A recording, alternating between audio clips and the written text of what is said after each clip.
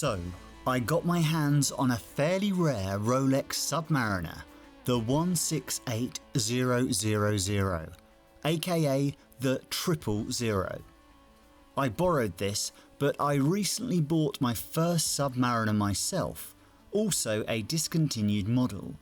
So make sure you like, subscribe and comment so that you catch that video next week. Let's dive in, guys and girls.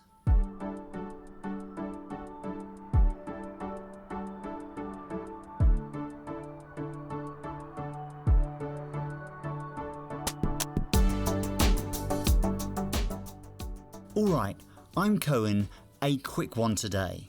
I was lucky enough to get my hands on a rare transitional Rolex timepiece. This particular reference was produced only from the mid-88s to 1989, so just about a year in production. Some say 9 months, pretty crazy. I prefer glossy dials on Rolex watches. As a design element, I think they look great. It gives that iconic Rolex glare. Another superb thing about Rolex is their in-house 904L steel, which is extra corrosion resistant and is a bit shinier than regular stainless steel.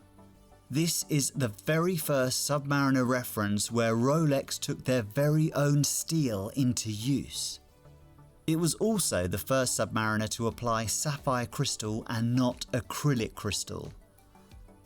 I'll put the dimensions and other details up on the screen, but as you can see, it looks far more sophisticated than my very own Tudor Pelagos 39, and I don't know how they did it. The watch has drilled lugs, tritium lume and an aluminium bezel.